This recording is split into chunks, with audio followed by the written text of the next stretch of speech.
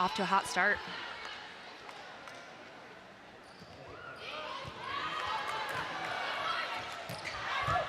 It's a left side swing for Kennedy Martin.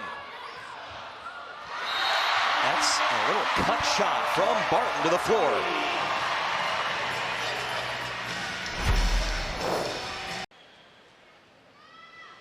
So Alexis Howry with another serve. Nice dig by Hurd, right back to Barton, who is dug by Jillian Grimes. Howry hits the deck. Out of system, Markley takes it over her shoulder. That's one setter ready for the other right there. And Markley going down the line, Grimes with the dig. Mendelson tips, another lengthy point. Barton a high swing, gets a touch, and Washington to serve.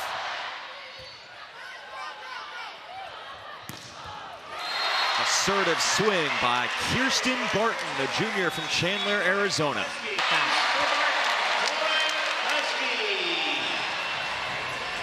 Everything already going their way. Tack that one on for Kierstyn Barton, who was on the All-Big Ten preseason. Several years in the early 2000s, but that sounds like a pretty dominant year. Start of the second set, Washington couldn't have been more dominant in the first set, 25-11, and really kept Martin in check, and that continues.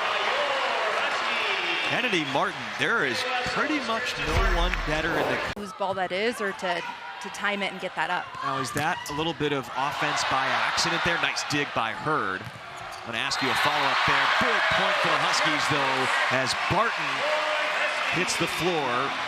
When you talk about, it's an interesting thing with the middle. Like, are they doing that? As Penn State tries to, in all likelihood, gear up and go for a reverse sweep, would be its best hope.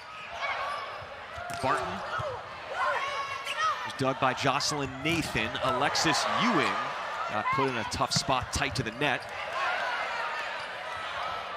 Back to Barton, one-handed attempt. It's going to go out, and Kierstyn Barton delivers. Honestly, you know, Jim McLaughlin, Tui, Keno, like the staff was so incredible, but I think the best thing Washington taught me was how to learn. And it became like, it shifted from like, we want to win to like, the focus was how good can we be? And there was just such an excitement and curiosity around. We're just saying, we're sitting there with the alumni like, wow, what a great crowd. And it's a special arena. Just the feeling here, the crowd, and there's so many great people that have come to cheer everyone on. And you know, you asked about Coach Gabriel, who I call Tui, and to me, she represents competition and being not afraid of competing. Her whole family exudes that, and the team is that way this year. And they've, you know, they started a little. Yeah, and we were kind of saying, you know, obviously this is a different Penn State team, but you're playing the defending national champions, and you're playing them in front of a home crowd, in front of all these alumni too. You know, I don't know if there's a lot of emotions that go into it or not, but I think there's more emotions just playing in front of your home crowd and being in flow. I think that probably is more of what Markley's feeling than any feelings toward Penn State. You've used that word a couple of times recently, or that phrase. Almost, I think you're referring to that flow state. I'm curious about that. Big swing from Barton.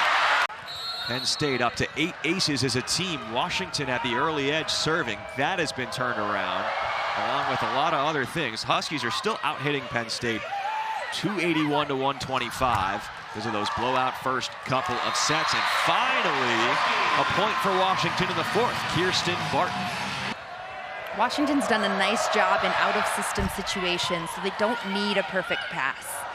But man, when they get one, they'll capitalize. That was beautiful by pushing the ref out of the way to try and bring that back. That would have been a fun one to see how it ended. There will not be a 15-point timeout as Barton scores because there's already been a team getting better defensively. She is leading a more efficient offense lately. Washington is fourth in the conference during league play. Complete momentum. Looking like this is heading to a fifth set.